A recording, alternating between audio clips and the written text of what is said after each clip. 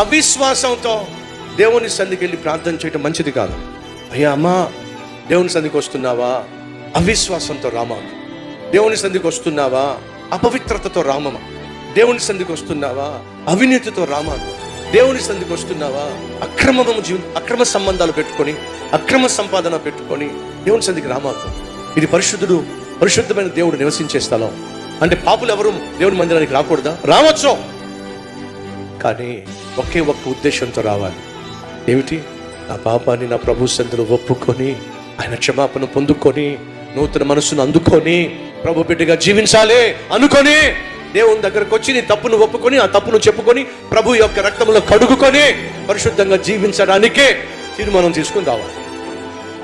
అంతేగాని అపనమ్మకంతో, అవిశ్వాసంతో, అపవిత్రతతో, అన్యాయంతో, అక్రమ సంబంధాలతో జీవిస్తూ దేవుని సన్నిధికి వచ్చి చాలా ఆత్మీయంగా కనిపించి అలాగే బయటికి పోయావనుకో,